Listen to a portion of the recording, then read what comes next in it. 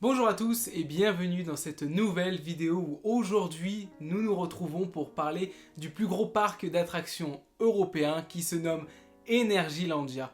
On va voir aujourd'hui différentes choses, les décors de ce parc, mais évidemment les attractions et les roller coasters de ce parc qui sont évidemment très nombreux ici.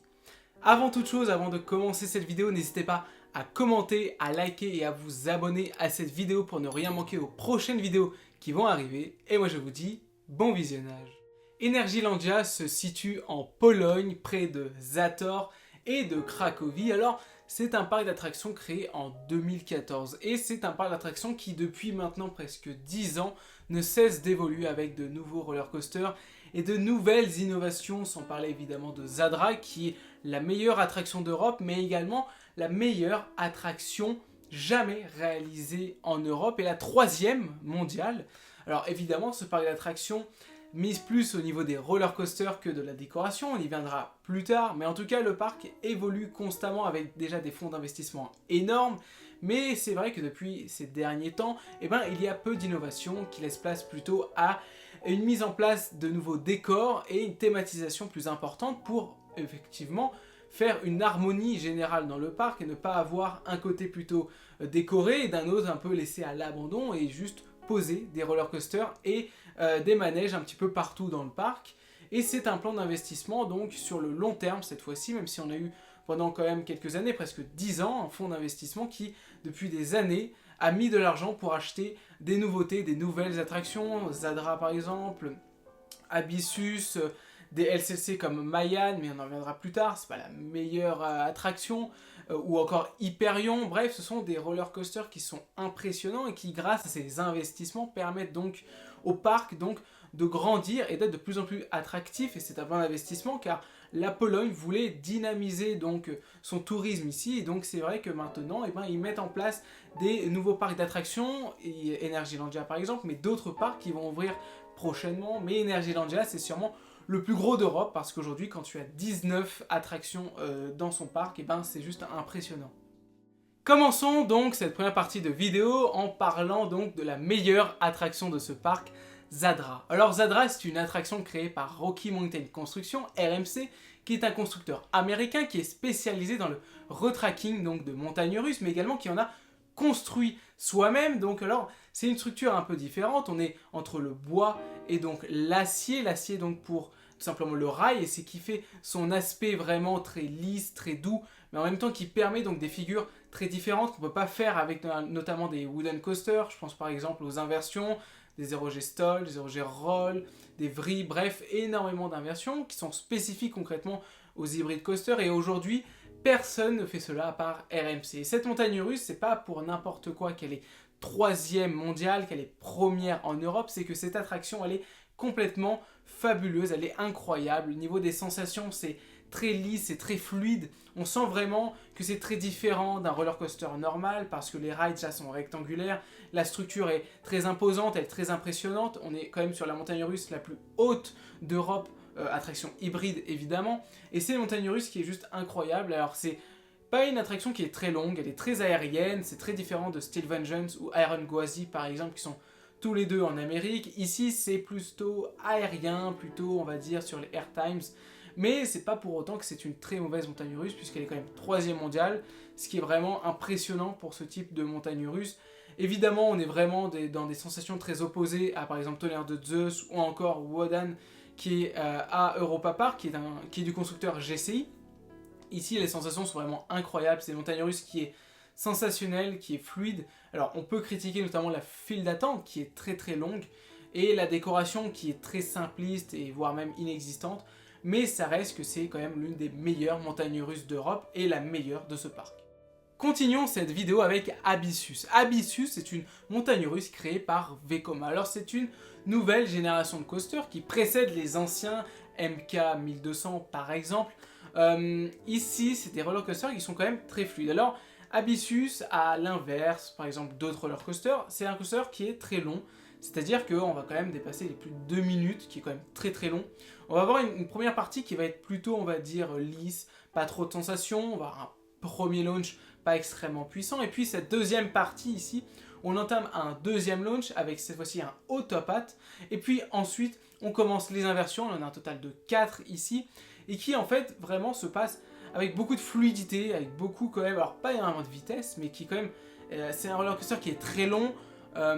4 inversions, bah, c'est plutôt bien pour ce type de montagne russe. Et donc, on voit vraiment la différence entre les anciennes montagnes russes de Vekoma et les nouvelles générations de roller coaster de chez Vekoma, où ici on sent vraiment qu'il y a une nouvelle innovation, qu'on sent vraiment que la fluidité a été mise en avant. Et vraiment, alors on peut critiquer une chose, c'est vrai, c'est les harnais. Les harnais, alors, c'est type lap-bar, on a un système qui est tout simplement au niveau des cuisses, mais qui par-dessus, il y aura une veste, cette veste qui emprisonne concrètement la personne dedans.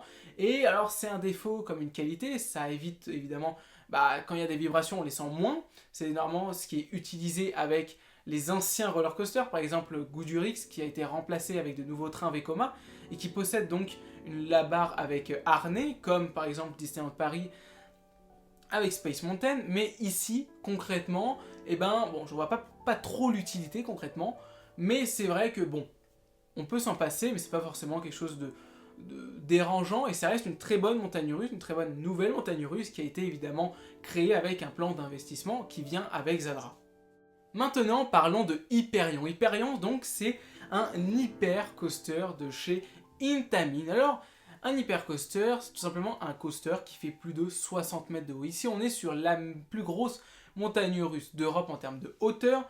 Attention avec système à crémaillère, donc ça veut dire à chaîne, non pas à propulsion ou même de manière générale, puisque c'est en Europe Red Force qui possède ce record avec 112 mètres de hauteur. Ici, Hyperion mise vraiment sur la hauteur, et à la différence d'autres roller coasters, par exemple comme Shambhala ou encore Silver Star à Europa Park, ici, on a un mélange entre hauteur et air times. Ensuite, on a un changement de direction, et puis ensuite, on a un côté plus ras de terre ensuite dans un deuxième temps, qui change vraiment des roller coasters, on va dire, par exemple de chez B&M, qui sont vraiment les maîtres ici. Alors, ce roller coaster, il est bien. Malheureusement, il y a deux problèmes. Ce premier problème, c'est la fluidité. Parce que, ça va dépendre de là où vous êtes situé dans le wagon. Alors, si vous êtes à l'extérieur, malheureusement, vous allez sentir des vibrations. Malheureusement, écoutez, on ne peut pas faire souvent ce qu'on veut. Ici, malheureusement, on a des vibrations. Alors, c'est pas souvent commun sur les nouvelles montagnes russes d'avoir des vibrations à l'ouverture et même quelques années qui suivent. Alors évidemment, MacRides, eux, sont les spécialistes dedans, puisque évidemment, Voltron a vibré dès le début, au moins d'un an aujourd'hui, il vibre toujours. Alors évidemment, c'est en phase, évidemment, on essaye vraiment de rectifier ce problème, mais malheureusement, pour Hyperion, pas trop de changements, malheureusement, ça vibre pas mal, et pour Intamin, qui est quand même un maître dedans dans les roller coasters, c'est un petit défaut quand même. Ce deuxième défaut aussi que je trouve, moi personnellement, c'est que je trouve que la deuxième partie donc de ce roller coaster manque vraiment d'air times. Alors oui, on a ce côté un peu ras du sol, vraiment on va dire un peu plus rapide, mais il manque d'air times, et malheureusement dans les roller coasters qui sont quand même assez hauts, ce qu'on demande et ce qu'on recherche, c'est des air times puissants, des éjectors, et ici malheureusement on en a moins, mais évidemment c'est pas du tout un problème. Alors la file d'attente, j'en parle pas, c'est plus de 3 minutes de file d'attente, c'est énorme. Alors vraiment ici, je comprends pas l'utilité de faire une file d'attente aussi longue, mais écoutez, c'est pas nous qui décidons ça, et ça reste quand même une très très bonne montagne russe.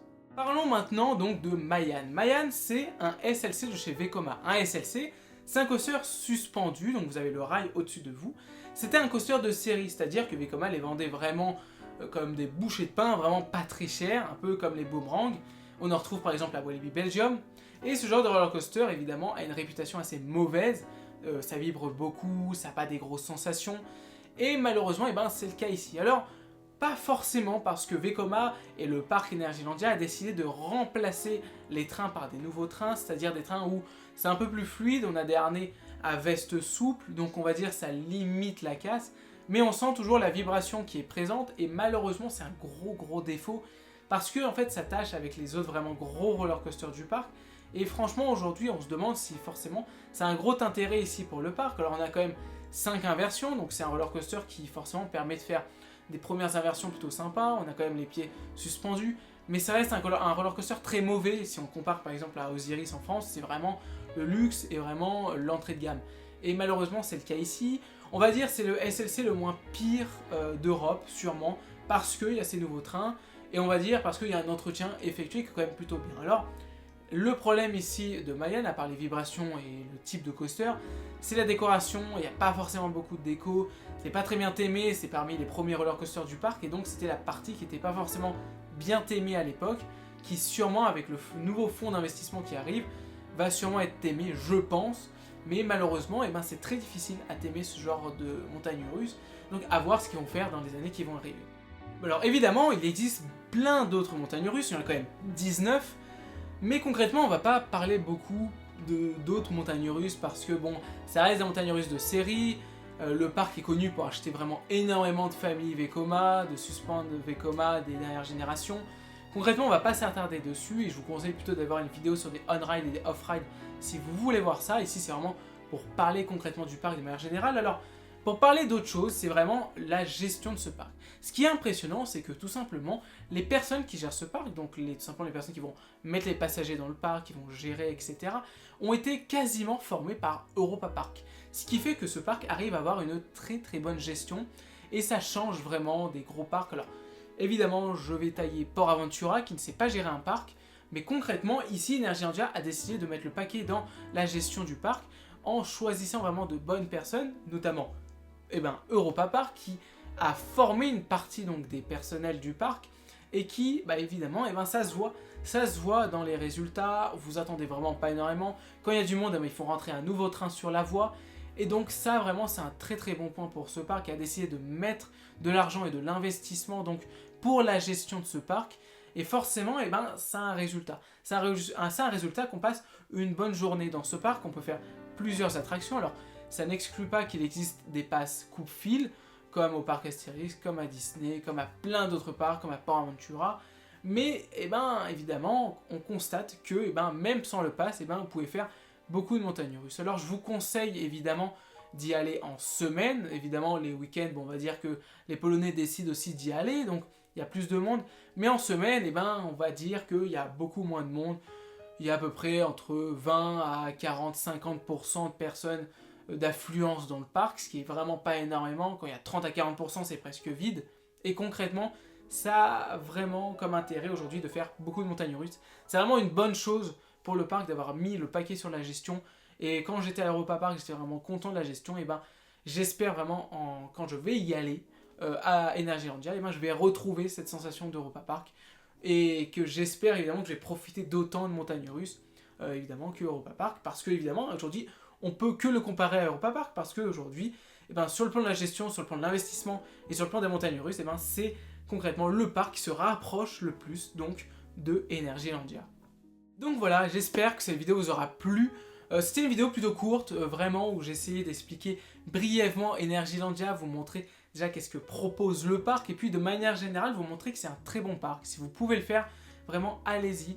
Je ferai sûrement une vidéo où j'irai à Energylandia, et je vous parlerai à ce moment-là du prix. En tout cas, évidemment, c'est un parc qui quand même coûte un peu d'argent. On estime à peu près entre 6 à 800-850 € par personne pour aller à Energylandia en Pologne. Et évidemment, ça reste un parc qui est loin de la France et qui, ça nécessite de prendre l'avion, ça nécessite de prendre un hôtel, etc. Donc forcément, quand on y va pas pour 1 ou 2 jours, on y va souvent pour 2 à 3, voire plus. Ce qui va être mon cas, et donc forcément, j'espère faire une bonne vidéo pour vous montrer des on-ride et des off-ride et la conclusion sur ce parc. En tout cas, merci à tous d'avoir suivi cette vidéo et j'espère qu'elle vous aura plu. Comme d'habitude, n'hésitez pas à me laisser un commentaire pour vous dire votre avis sur le parc et sur la vidéo, de liker cette vidéo et de vous abonner à ma chaîne YouTube pour ne rien manquer aux prochaines vidéos qui arrivent. Et moi, je vous dis à une prochaine vidéo. C'était Mathis. Ciao!